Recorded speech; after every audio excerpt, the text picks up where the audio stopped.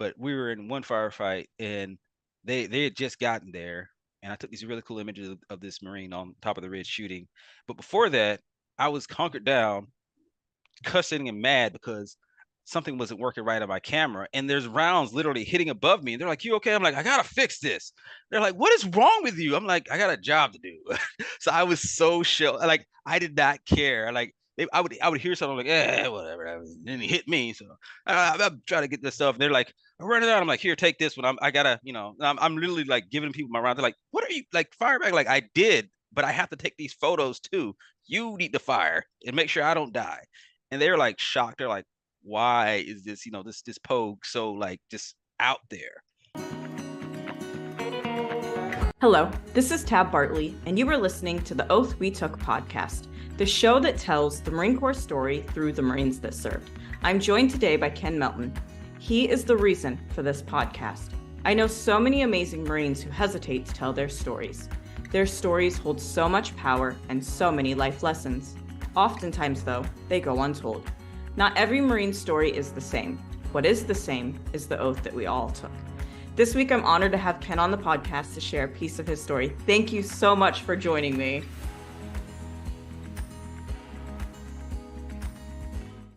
Thank you. Thank you for having me. This is really great. Been following your podcast and stuff, and watching it grow, and it's been really great to see you go out there and just do it. And it's, the Marines definitely appreciate, not only the Marines, but just everybody. So Thank you.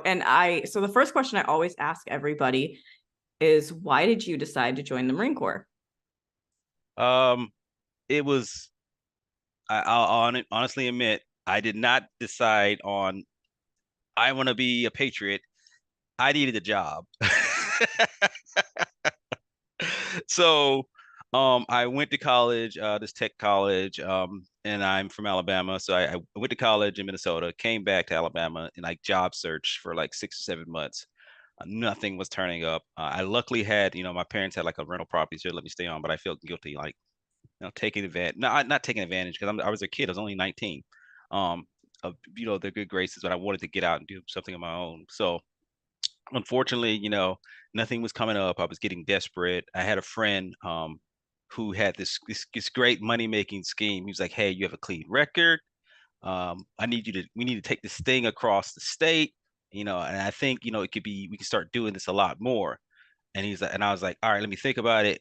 Call me on Monday, because I don't have any interviews or anything on Monday, and I'll be playing Madden with my cousin, because that's what I did when I didn't have a job." So this business venture, this this legal business venture was going to be my job. It was the only prospect I had. And so yeah, I was getting ready to set up my Madden tournament with my cousin while waiting on the call from him. Um, and I got this random call from a recruiter, and he's like talking to me, and he's like, "Oh, you should come up here." And I was like, "All right, well, sure. I gotta meet up. I come up there anyway. I can just do something while I'm up there." So I went up there dressed. I got dressed up. Told my cousin, "Hey, I'll come back later to finish up the tournament." Um, and my buddy hadn't called. I guess he was still sleeping off whatever he was on for his job opportunity. Um, and so I went up there, and he gives me this whole spiel, and I'm listening, and I'm like, "All right, let's go through the book." So we were going through the book. I don't know if they still have the book. They had the book, and we went through all the books of all the job field, and we get to the 4300 field, and I was like, "Oh, this is it," because I went to school for video and broadcast, and like, this is it. And he's like, "Oh, you want to say?" Like, "No, no, this is it. Like, I want to do this." And he's like, "But you have to do all this other stuff." I'm like, "Yeah, yeah, yeah, whatever. I need a job, and I want to do this." And he was like, "Okay, well, we may not be able to get you that job." I'm like, "Well, I guess our conversation is done." And I got up to leave. He's like, What are you doing?" I was like, I don't have time for this. Like, look, dude, I need a job that I would enjoy, I would like."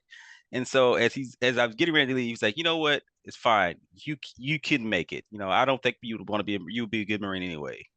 And 19-year-old cocky me was like, "Excuse me." I can't, you don't know who I am. Like, I'll do whatever I want.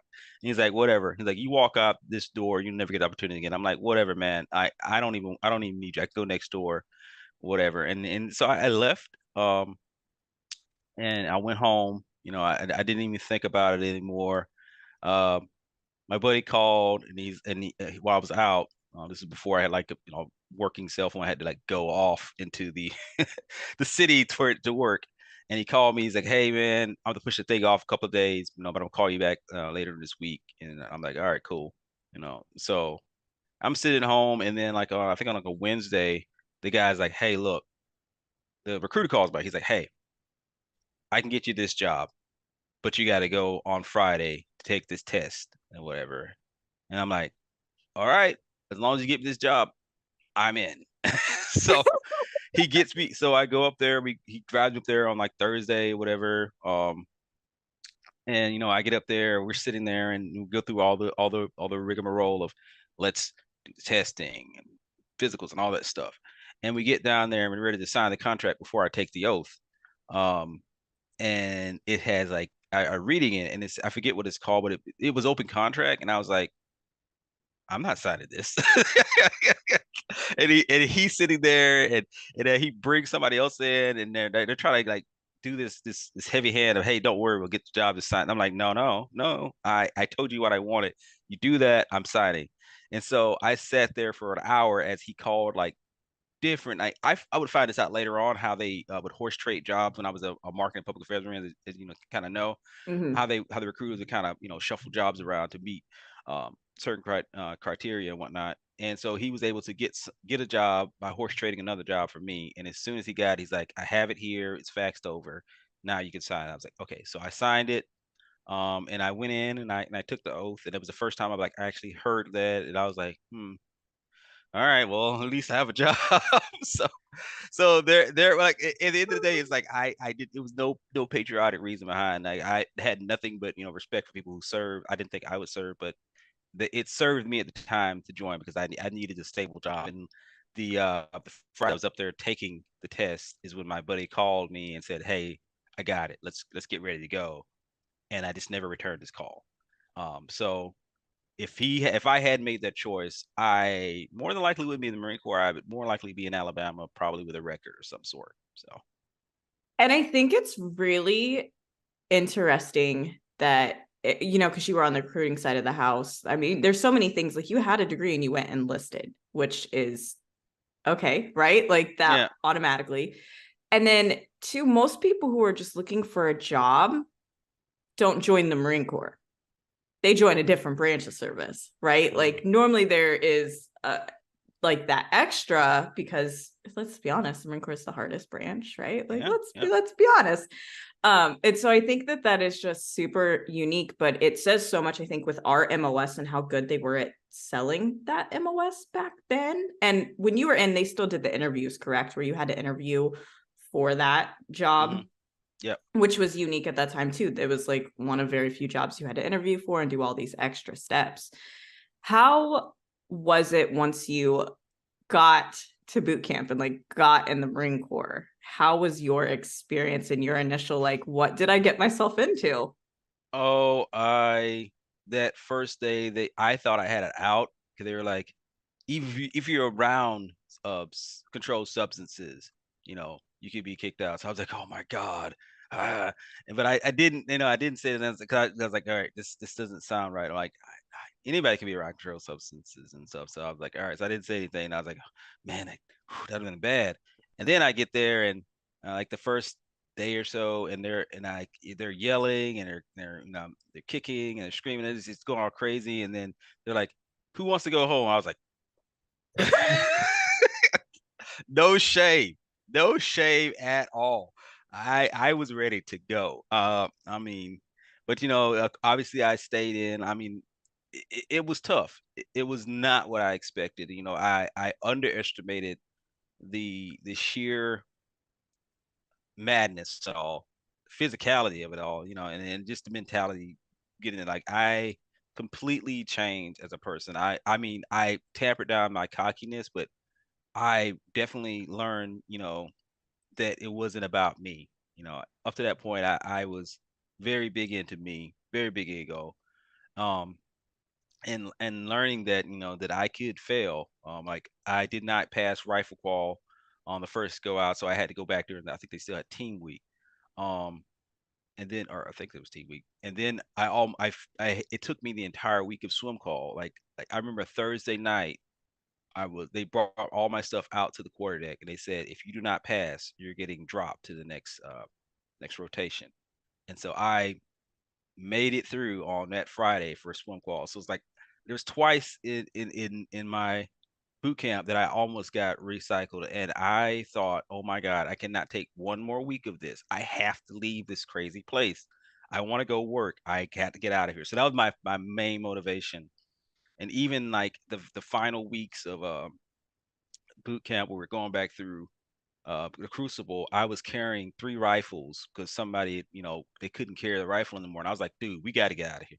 I'm not leaving anybody. We're leaving. And I was 135 pounds. I mean, I've definitely put on weight now, but I was 135 pounds of pure just, I got to move. I can't do this anymore.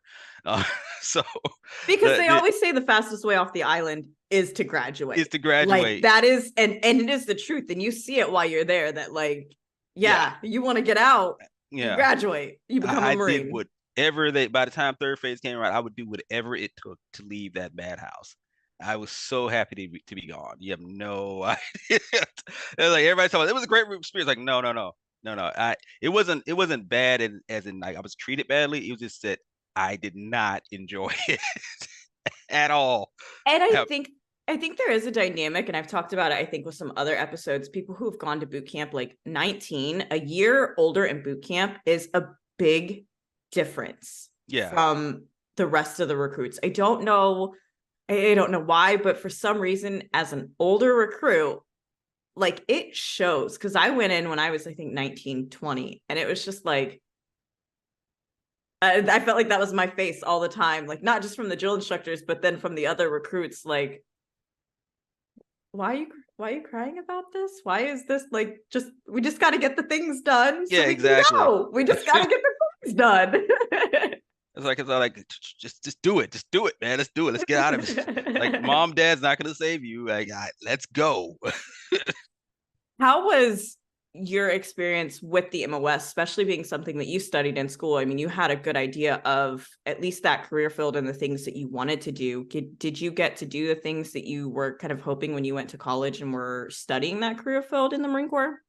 Not as such. I was really hoping to do more of the broadcast piece. But I had to go through the writing piece, Yeah. which again, another struggle. I was a recycle. I was thinking like second, whatever it was. I think it's like 10 weeks, whatever. But I was pretty far along in the course, and they recycled me all the way back to J Prep. Okay. Um, Yeah. and then from J Prep, it went through. So I was there like 9 months. And then at the end of the 9 month, they had to do this audio test, and I didn't pass the audio test, which kind of annoyed me because I was like, everybody has a different voice. People can be trained up in it, but they're very stickler. You have to meet this criteria, which is a whole nother bias that we don't have to touch right now. But I mean, we can because I think too, I don't know how many slots you guys had when you were in, but like we only got, I think each of our classes, the Marine Corps got the least amount of slots. And it was like 2 slots when mhm. I went through. I don't know how many it was when you went through DIMFOS, but it was like the other branches had a lot more opportunities to be able to get that under their belt, that additional like that you could do the job. And it didn't mean that you were automatically going to get stationed somewhere to do the job, but it meant you had the opportunity and more duty stations opened up to you. Yeah. And that was one of the things that kind of annoyed me because it's like not a lot of people. I think I was one of the only ones that wanted to do broadcast journalism in my group, and I was really motivated to do it. And the thing is, I understood. I didn't need to learn. I knew the behind the camera stuff. I knew the editing stuff. I could do some of the broadcasting stuff, but I was hoping they would always also give me some more skill sets and whatever. But like I said, I didn't pass the voice test at that time. I don't know if I would pass it now. I think I would. I mean, apparently I'm doing a good job so far, but Yeah. that and it really they said, oh, you can come back, and I was like, all right, at this point in time I was like, all right, I just want to go out and go do my job. But I was a little upset about that, and years later, as I start learning how things are, like there's a definitely a bias towards how people should look on camera, how they should sound on camera, and it's not an authentic thing as I thought it would be. And I mean, I don't know if it's changing now. I've kind of like gotten away from that side of the house, Yeah. but it wasn't like incorrect speech. It was just the twang or the elongated vowels. Like people could still understand you, but it wasn't that crisp cut, as they call it, the Midwest accent that he want everybody to have. But it's like that's not authentic. Like everybody can understand people from New York as long as the accent's not so thick. Yeah. Down south, it's not less it's so it's okay to have an accent on certain things, but if it's like "Rawr, rawr," that's different. Correct. Yeah. If you can't understand somebody, Yeah, that's different than them just sounding a little different than what you are used to hearing. exactly. And so I think at least on a national scale, it seems like it's been tampered down a little bit, but I don't know about on and I haven't like I said, I haven't really been paying attention because I was like, Yeah. just threw it away. So yeah, that was it, and I got out of Demphos. So What was your first duty station? so I was in Jacksonville, North Carolina, under the now defunct 4th MEB AT, Okay. Marine Expeditionary Brigade, Anti-Terrorism Unit. Um, and I got there, and there was a lot of what am I gonna do and how we're gonna do things. It's kind of a little boring, but I enjoy the people I was working with. Um, I got a chance to do some video editing. They had an Avid system that was basically just collecting dust, and I was like, "Oh, cool!" When I have it, they're like, "You know how to use that thing?" I was like, "Yeah, I went to college for that." That's no big deal. They're like, "Why are you not in broadcast?" I was like, "Eh." Sore subject. Sore Another subject. subject. Yeah. So, and then from there, they, had the opportunity to deploy. They said, "Hey, we're looking for some people to deploy next RCT2 Visual Combat Team 2," and I'm like, "Oh, sure, I'll go." I had no idea once again, but I'm like, I need to go do something because there wasn't a lot of stories at Fourth Med. It was mostly media stuff and responding to queries and fact sheets and things like that. But not a lot of writing and storytelling, which I wanted to get into. So um, I get a chance to deploy. They changed my deployment from a more headquarters central unit to an infantry unit, and and this goes into a big part of my story. So I got a chance to deploy with 3rd Battalion, 25th Marines, Lima Company, out of Brook Park, Ohio. Um, and they were called Lucky Lima at the time, because they hadn't lost like anybody.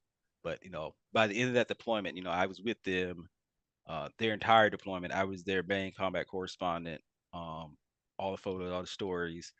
By the time we were all said and done, it was 48 people that had lost their lives through combat action. And after the first month I was there, it's like from the month I was there with them until September when they left. I stayed 3 more months. Like almost every time I went out, we were under the gun. We were always, it was not a easy deployment. I call it a ghost deployment because it seems like we were always fighting IEDs or some type of ambush, people, the unseen enemy all the time. It was, and every once in a while we would get into an actual street fight, but mostly it was like just pop shots. And it was like there's times we were riding down the street and like an RPG would swoop by the Jeep and we're dismounting, taking over like that little block area to make sure we're all right. And I had a friend, he almost got hit by an RPG and he ended up hurting his leg diving out of the way. It's like this is kind of the crazy wild west we were in the West Anbar province in Iraq. And by the time I had left there, I was just blank. I was just like, well, here I am. I remember one fight where I was with the LAR and they had just gotten there and we just got into we were in Rwanda, I want to say, or Beatty. I can't remember. But we were in one firefight, and they had just gotten there, and I took these really cool images of this Marine on top of the ridge shooting. But before that, I was conquered down, cussing and mad because something wasn't working right on my camera, and there's rounds literally hitting above me, and they're like, "You okay?" I'm like, "I gotta fix this." They're like, "What is wrong with you?" I'm like, "I got a job to do." So I was so chill, like I did not care. Like I would hear something like, whatever. And then he hit me, so I'm trying to get this stuff. And they're like, "I'm running out." I'm like, "Here, take this one." I gotta, I'm literally like giving people my round. They're like, "What are you like fire back?" Like I did, but I have to take these photos too. You need to fire and make sure I don't die. And they're like shocked. They're like, "Why is this, this pogue so like just out there?" You know. because I had been there 7 months of just getting shot and almost blown up that I Yeah. did not care. It's like, well, at least I'm gonna get the shot before I die.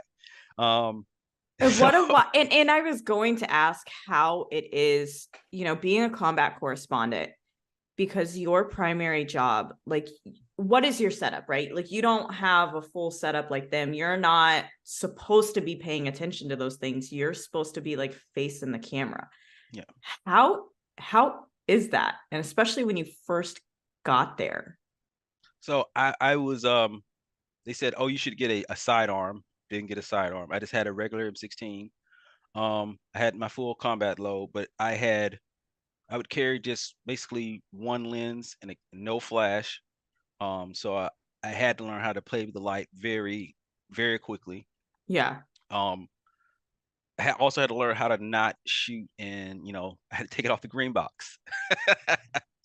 And I had to, I had to choose aperture, shutter priority quickly. And it's like as soon as something happened, anything, like I'm always walking around taking pictures. I'm always, I had my little, it was my camera was always like right here, front and center, and then my rifle was always like quickly could swing it around. Mm-hmm. Um, in my left pocket, my left thigh pocket, I had my, I don't know if they still make them. I'm pretty sure they do the Write in the Rain Yep. notebooks. I still have like a stack of old brown notebooks with the Write in the Rain pen that have all my notes and stuff in them From your deployment. for my deployment.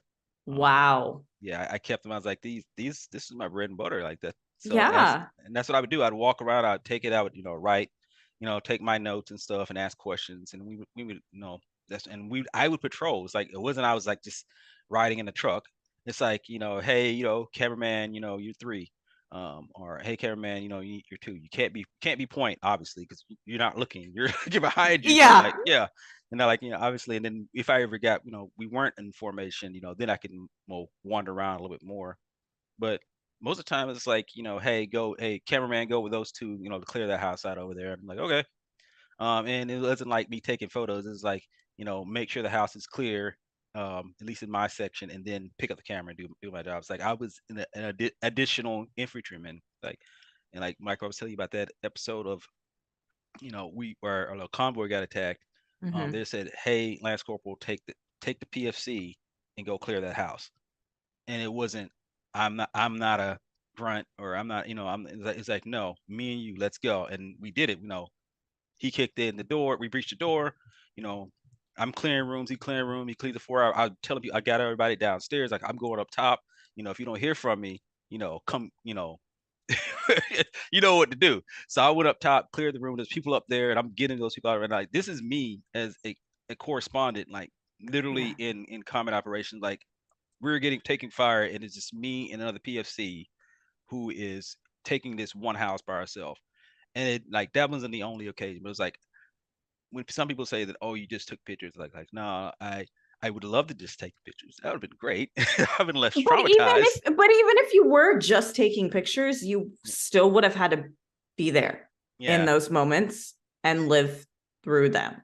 yeah, So yeah, even if you were just taking pictures, it's never just, right? Like, you never just joined the Marine Corps. You never just did this in reality. How it, and you don't have to answer this question, but is it ever triggering when you take photos now? Is the camera something that has ever been triggering back to those moments? um no. uh the camera was my happy place. I did the only triggering moments now is like I didn't have like a triggering episode until I was actually in Okinawa, Japan. Okay. And we're out running one day. It was a narrow street, and I heard like something fall, and I freaked out because I couldn't. There's nobody checking the corners. We're on narrow streets, and it took me back to that place. Um, and so like that crowds or what I'm better now, but like if I Yeah. go to a place where there's a lot of crowds, or if it's too many windows, like it's one of the things I'm always worried about is like how many windows are there, because I can't see who's popping in Yeah. and out. Narrow streets, things like that, like that triggers me. The camera, it was like a safe space. It's like, I could make an impact, and I felt good behind it. It was just when I took it down and I saw what else is going on? Like, it's Oh, safe. almost an escape for reality from a Exactly. second. It's like this isn't Yeah. this like I can take pictures like, even if we saw some like, one of my friends, he said, the people that that are dead, especially they're not real, they're wax figures. So all these different things that we had to, kind of play in our minds. So, but no, the camera wasn't triggering. It's just the situations themselves. And one of the things I remember from Dimpo's, them training in, because I was never deployed in this MOS, but when they had the separation of service day and, they took the Marines and they were like, as combat correspondents, if you're deployed, you may have these additional responsibilities, these like additional, you may be the one handling the bodies and the things like that. And you have to document these things. How did you or was there anything you did to prepare for that on your deployment? Or was it something you were cognizant of? Or was it another situation where you were able to be like, okay, I'm behind the camera or I have to do this and were able to kind of like compartmentalize while you were doing it? So not so much compartmentalized. One of the things is, if they ask you to do, I was always told, if you want to be a part of the unit, be a part of the unit. If they ask you to do something, do it. And then when you get the opportunity to go back, pick up the camera, do that. And there was many opportunities like they need additional fire watch because we took a CAS and somebody needed to be fire watch. There I was. We were under attack, and they need somebody to do this fighting hold to somebody else to get ready. And I, stood in that fighting hold, fired back until somebody else came, and I said, "Hey, here, get this spot. I gotta take pictures." And that's what I did. But it's like one of those things. Like they said, don't.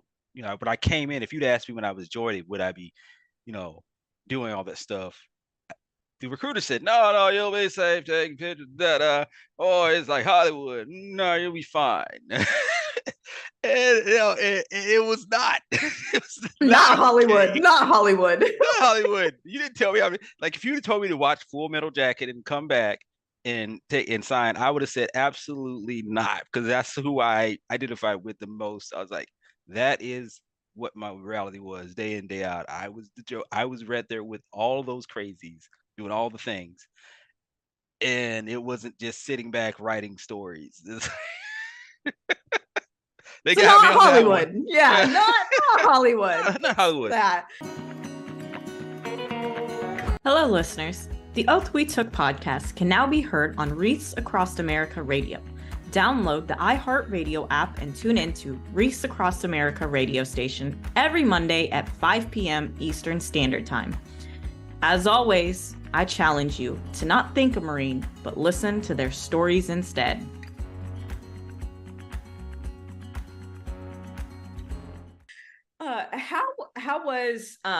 How was your transition from the deployment into back in the career field, in the fleet and in the commerce settings? How was that transition and what were some of the other things that you did in the Marine Corps? So I didn't like coming back.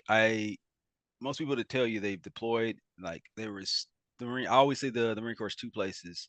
There's training, recruit training, and then there's the deployment. Everything else in between is not the Marine Corps. Not to take away anybody's service or anything, but that's the way, because like that's when the Marines are the Marines at their hardest, at the core. Is they're then they're in the recruit training. They're in their sphere. But when we're deployed and in the fighting mode, we're in our sphere. So like I said, not to take away from anybody's service. It's like that's what I wanted to do. I was so clear on what I needed to do. I knew what my what the goals were. I knew what the roles were. And I at the end of it, after 10 months out there, I enjoyed it and I wanted to go back. But I wasn't able to. I came back. They stood down Fourth Meb. They stood up MARSOC. I was the first photojournalist for MARSOC. So I got to do some things with them. And then they got an opportunity to kind of go home, because I actually like, can I go to Djibouti? Can I go back to Afghanistan? I was trying my best to get out of the country. Can I go to Okinawa? They're like, no, no, no. Marketing and public affairs. And your options are Arizona, South Carolina, and Alabama. I was like, there's no way I'm going back to anywhere in South Carolina, because that's too close to Paris Island. I don't know what's going on in Arizona, New Mexico. I'm gonna go home. So I went there for 4 years. I stood there a little longer because I couldn't get anybody to replace me out there. But it was a good deployment because I got a chance to, or not deployment. It was a good assignment because I got a chance to do a lot more marketing, which I was afraid of doing. And I actually met one of the people who tried to recruit me out of high school. He was not happy with me. Not my actual recruiter had left. Um, but the guy who came to my house and tried to recruit me out of high school, he was like, "You, like, what are you doing here?" I was like, "Oh, hello." We bantered back and forth. He was not happy with me, but eventually we got along. And he was like, "Yeah, I'm sorry, um I didn't offer you the reserve spot when you're in high school because I know you're going to go to college, but because I need somebody to do it active." And I was like, "What kind of?" It's like Mhm. it's like that's like so I started like I could see I could see the man behind the curtain type thing, and I get a chance to go up to Paris Island. The first time I was still terrified when I went back. Here I am. Sorry to the Challenge Marines. keep them away. Oh, they said you got to go back to Paris Island to do this educators workshop. And I was like, I know. They're like, excuse me. I mean, no, that's incredible. I like, Oh, so excited. so I was terrified that first educated workshop because I thought they were gonna, like, hem me up, jack me up. And I was like on my P's and Q's. I was, and then come to find out they're like, "Hey, what's going on, Sergeant?" Right? So cool. I'm like, "Trip is I didn't know how to react because I had no interactions with them. So I was freaked. But by the end of it, it's like, oh, they're Marines too. I'm a Marine now. I'm not a recruit. Oh. We're all good. Like, oh, this is better. Whew.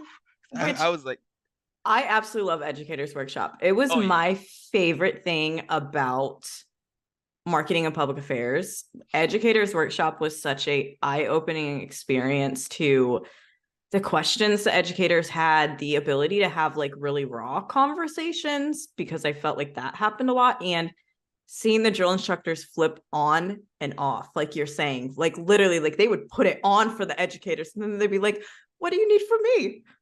What? I don't know how to process this." Yeah, I used to say, yeah, all Marines, especially drill sergeants, have that kill switch, and it's like when it's on, it's on. And they would flip it on hard. It's ah, Oh, good yeah, times. good Was there times. was there anything else you took from MPA duty that really like stood out to you, or that you feel like you really used like later on in your career and when you transitioned out of the Marine Corps? So flexibility and just the ability to see opportunities where you didn't think they would be. That was the first time I was actually able to be really creative. Because it was like, hey, how are we gonna do this event? And like, what do you want to do? So I would come up with like these random ideas, like, hey, why don't we, we have all these extra additional stuffed animals and stuff from the reserve unit. Mobile has one of the largest Mardi Gras, and I was like, what if we got into a Mardi Gras parade and we were with there and we gave out things, and they're like, what? And I was like, yeah, let's do it. We had those red H3s, those red H3s. I God had bless an them. H3 for a while. Yeah. God bless them. Yeah. Woo. It's a good idea at the time. Yeah. Execution. Execution of it. Yeah, Those but things were MacGyvered and jerry-rigged and death traps on wheels. death traps on wheels. No way you can see out the back. Good luck. Good luck. But yeah, so ideas like that is like I would find all these random festivals and stuff because I had this insider background knowledge of being from that rural area. So we would go to all these different events and stuff, and it was like I was actually creating the story more than like telling the story. Like I was actually able to, oh, let's do this, or hey, what if you got a Marine to be here for that, and some of these things they had never thought about doing before, and it was my chance to be creative, and I was like, oh, I could do more than just write. I can also be a creative mind around event stuff, um, and just really understanding that people's jobs aren't them because as a Marine, you're a Marine, you're a Marine, you're a Marine. But there's the teachers. Like I forgot teachers are real people. And it like it took me out of that sphere of, you know, what happens when they go home. Even when I was going and interviewing people, or even working with like reporters and stuff, is just all this different exposure to the outside life. It was like I was like opened up, and I was like, oh, there's things outside of the Marine Corps, and there's people who are living like, oh, like I knew it, but now I'm seeing it. Yeah. So that's one of the biggest things I took from being in NBA, is like just being to see the people that that I went to war for, and understanding them. And did you have a supportive command? Because it sounds like you did, in regards to, like, you said you had ideas and you would kind of throw them out and they would facilitate it. And I think that's one of the biggest challenges on MPA duties, is when you have a command that doesn't support you, Mm, because oftentimes you are junior to the mm, leadership, but you are part of the command group as an MPA. And so that's like a really hard challenge for a lot of people on MPA duty, but there's not much you can do if you have a command that doesn't support you. yeah.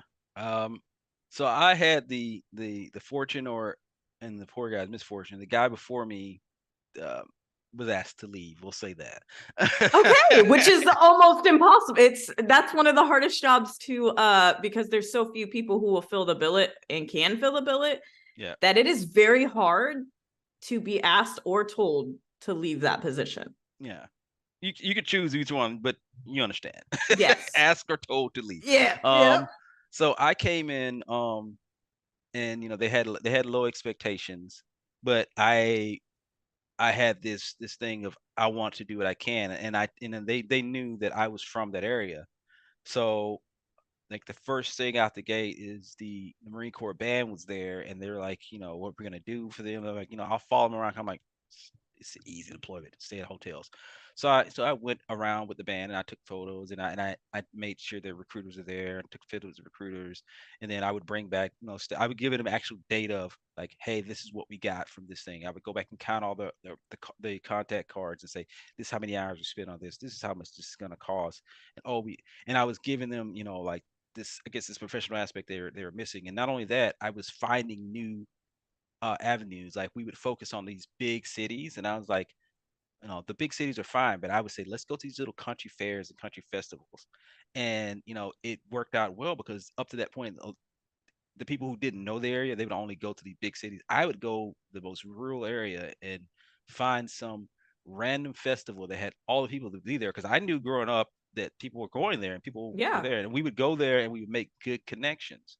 And anything like we sponsored like a arena football league. We went to like a rattlesnake rodeo. It was so just, yeah, they have these things and people are there. I'm like, why aren't we there? Yeah. Um, and these backyard jams, festivals, all these little country music festivals that they hadn't been involved in. Like I know what people were listening to. I know what they were doing. So I'm gonna go there. I'm not just gonna go to these big things in the cities, like the small town feel. So they were supportive of that, because they could see that I wasn't just doing the easy things. Like, yes, we have Blue Angels. Yes, we have this huge thing in Birmingham.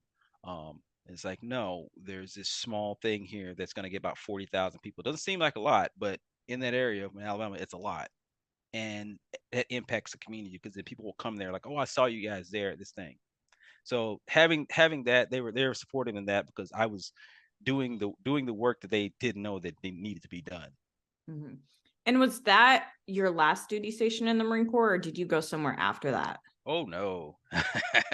So I was in 12 and a half years. So that was I think that was like year number Halfway, halfway kind of point. halfway point. Okay. Yeah. So I went to Syracuse for a year. Ooh. Yeah, that was cool and intense. Anybody who gets a chance to go to that program, or anybody who just goes to Syracuse University, is, top notch my book. So that really made me, because I came there with the understanding of that I could take a good photo, but I didn't know the science behind it.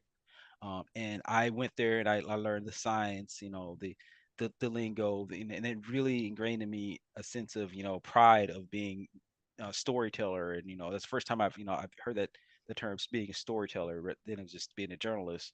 Also opened my eyes to kind of understand that there's so different paths of communications. 'Cause I was just focused on, well, you're a journalist, or your marketing. Like, no, there's PR, there's executive, there's corporate, all these different aspects. So it really started to open my eyes up to more than that. And so I did that for a year. Went to Okinawa for 3 years. That was amazing. It's the first time I got like actual Marines to kind of mentor and stuff. And it was great. I loved it. I mean, even though sometimes I got called in the middle of the night to go sit with somebody somewhere for doing something they shouldn't have been doing, um, I I enjoyed getting up in the morning and going PT, and I enjoyed coaching them through their photos. One Marine made me sit there and look at 500 photos because they had no trigger control.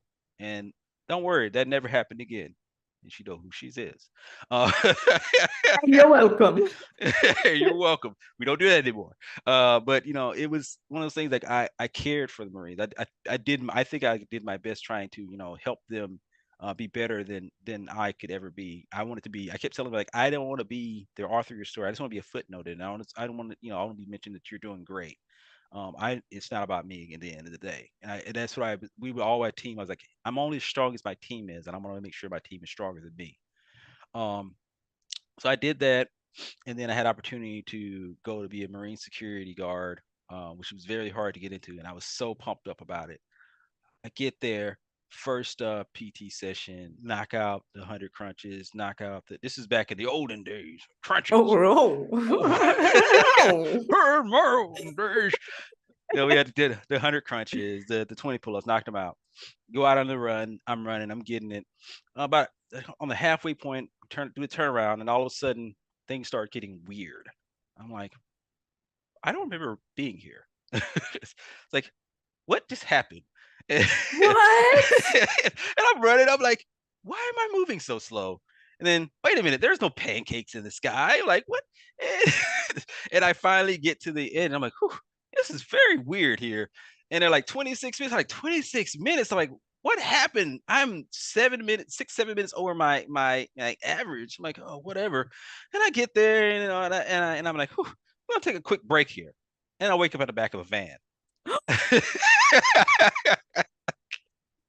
And I'm like, what is going on? They're like, what's your name? And they ask me all these questions. I'm like, I'm trying to answer. And I'm like, I don't know what's happening. And then now the next thing I know, I just remember being like super cold and in water and seeing like lights and stuff. And I'm like, oh God, I think I'm dead. I was about to say, I was like, oh my God, I'm dead. It's cold. It's water in, and I'm seeing lights and I'm hearing voices. And the next thing I know, I wake up and I'm in a hospital. And they're like, oh God, you regain consciousness. I was like, yes, I did.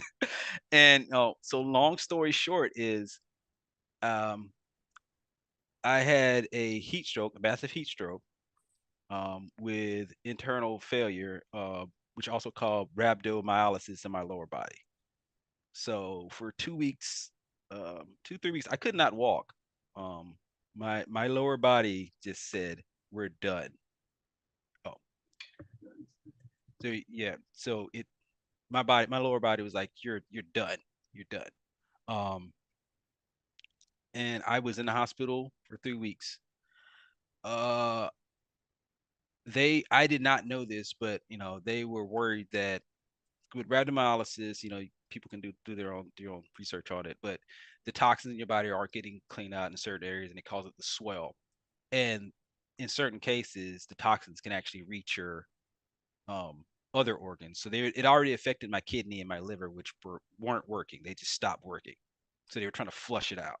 Yeah. I actually had to go to dialysis 3 or 4 times to get my liver kickstarted again. And they were worried that it was going to go to my heart. So the first couple of weeks in, they said I was a miracle case because it was so bad. They kept coming in and checking on me. And I didn't know why. They didn't want to tell me, but they told my wife. And that's why she was, looking kind of weird, because she was worried that the next time she comes there, I'm going to be dead, because if the toxin reached my heart, it's over. you're There's a nothing. young, healthy Marine. Yes, young, healthy, never had anything wrong with it. But it's like I had it's called sickle cell. I had a sickle cell trait, and I was always at risk of heat stroke. But it had never happened. Like, I had always been hydrated. I had been running. I'd You do these were crazy runs. deployed to I all these deployed all the places. things. I don't understand. Like it was my And you time. My get to body. Quantico. I You were get at to Quantico. Quantico. Quantico, mild weather. I just came from Okinawa in the heat of summer, doing all sorts of crazy, stupid runs.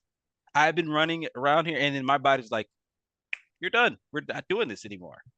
And just that quick, it was like that was the beginning of the end of my career. Like I did not know how bad it was, but after like 3 or 4 weeks here, because I was, luck like thank God that my wife had came over here to visit family, um, while I was here. That's the only reason she was here. Otherwise, she was been in Okinawa, and that would have been a mess trying to get her to Okinawa from to Oh, Quantico. you weren't even stationed here yet because you were No, just no, no. the course. Yes, yeah. Oh my. Yeah, so I had a wife and a young daughter. And they were just visiting for the summer, and I was like, "Hey, why don't you go visit?" Because this is before. I was like, "Why don't you go visit? For the summer. I'm gonna be graduating there. That way you can be there for my graduation. Um, and then we can go back to Okinawa together and get all our stuff." But so she just happened to be there. Thank God, she just happened to be there with my kid. Um, when that happened, because otherwise it would have been a nightmare. And so I like for the next 3 weeks, I finally was able to do. I finally got able to walk. I stayed in Stafford for a week and or 2 weeks. It's kind of fuzzy, and then I went to Walter Reed, and then they released me to kind of like do like home treatment. So I finally was able to do a little walking. I couldn't walk that far. It took me a better part of a year to be able to like walk without having like a drop step or drop foot. So I had to go to physical therapy. And during all this time, I'm fighting to stay in the Marine Corps. Like I wanted to be in the Marines. Like I love hanging out in Marines. I love my job. And it wasn't gonna happen. They were like, no, you cannot deploy. You cannot, do these things. And that was pretty much the end of it. I mean, a year later, I had the accident in August, in August 14, August 2015.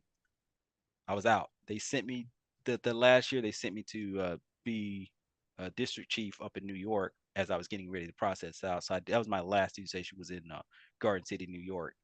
Um, but yeah, so that after that I was out. I was like, you're done. And how was that transition out? Because you're still dealing with all this medical stuff, right? Like it's not like you were just like better at a year. You're still dealing with all the medical, and now you're transitioning out of the Marine Corps way before you were even ready, prepared, or thinking about. Yeah, I mean, luckily after like the 2 or 3 weeks, my kidney and my liver functions returned.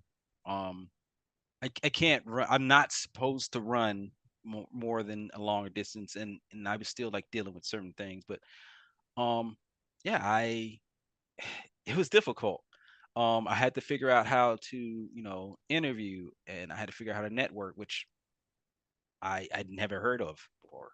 I had to go to transition classes. So it was rather difficult, but I made it through. Um, I finished up my bachelor's. I did my associates, and then I was planning to do my bachelor's way before I joined the Marine Corps. So I finished up my bachelor's. I started my master's at NYU, and I was looking for a job there too. And then I ended up coming back to Maryland, and that's when the Department of Agriculture, hired me, and that's where I'm at. But up to that point, I talked to so many veteran transition specialists and veteran employment specialists, and God bless them, they're doing the best job they can. But I realized that when I would go to these things, they would always say, and it wasn't no far their own. It seems like they were specifically targeting veterans for these jobs that sometimes were lower tier or just very out there. And they're like, these veterans come in with lots of skills. Give them a chance to excel in these things. And that was one of the things that it irked me. It bothered me because I was like, we're more than just this thing here. It's like they can do that other thing too, and very well.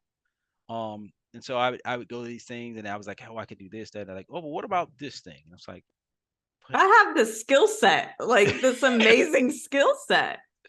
yeah, and I'm like, so that was the most frustrating thing is coming out. And I realized it wasn't just me, it was rampant. It was like, they people were trying to answer, the question of how to get vets, in good jobs and stuff. And I think like I said they did their best. There was a lot of good programs that were trying, like, American Corporate Partnership. Then it was something that I was part of, and that allowed me to connect with my first like corporate mentor who was worked at MetLife and like down in DC, not down in New York, um, in one of those big buildings, and he connected me with all these other amazing people who had almost no interaction with the military, but they were fascinated by it. They gave me good advice. They put me on the right track.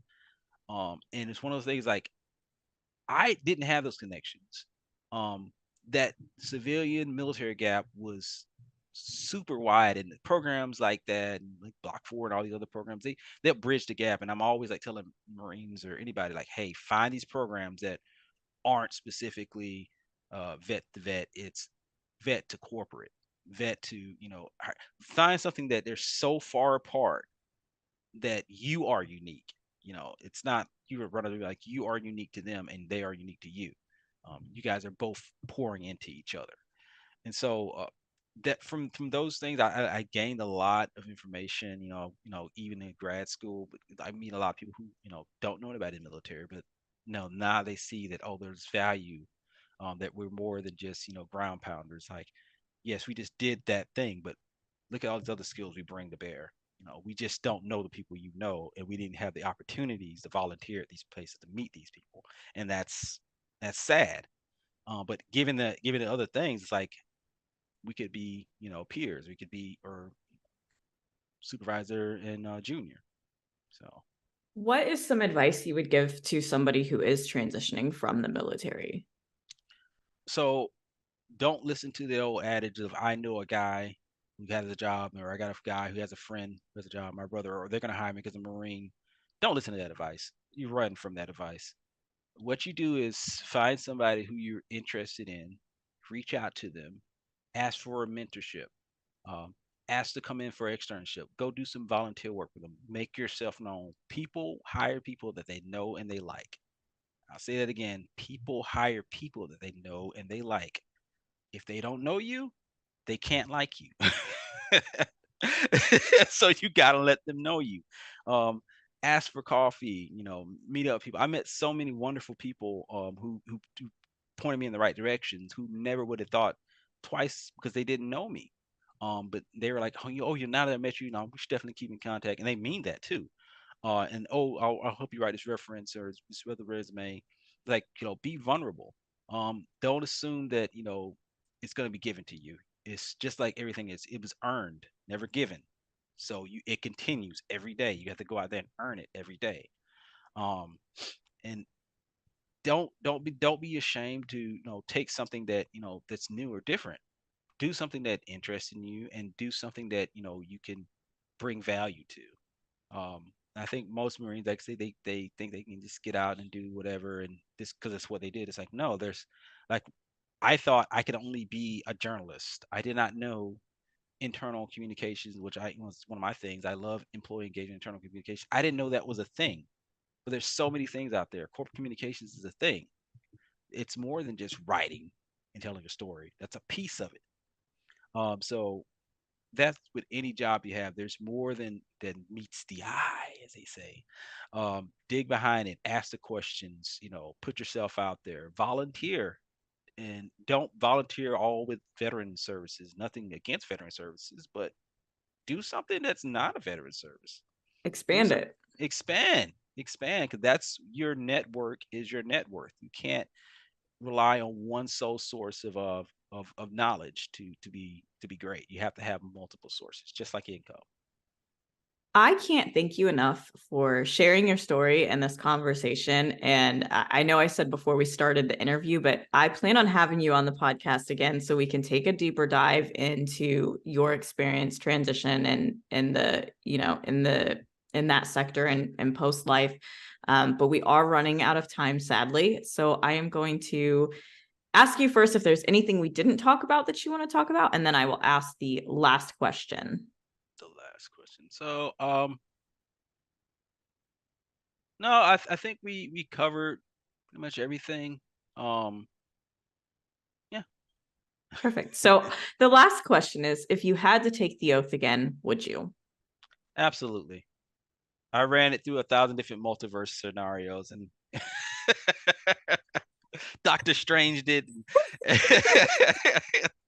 the outcome of me joining the military, joining the Marines specifically, uh, always makes sense. Um, would I've done things differently in the Marine Corps? Yes. Would I've done things out of the Marine Corps? Yes. But I think the turning point in my life, which led me to this point, was joining the Marines, and I would always take it again.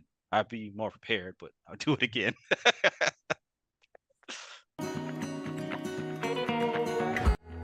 This is the Oath We Took podcast, and you just heard a piece of Ken's story. You now know one more Marine and one more piece of Marine Corps history. His sacrifices matter. His stories matter. Not every Marine story is the same. We didn't all join the military for the same reason. What is the same is the oath that we all took. An oath that easily could have ended in death, and for some, it did. So listeners, instead of asking you to thank a Marine for their service, I am going to challenge you to continue to listen to their stories instead.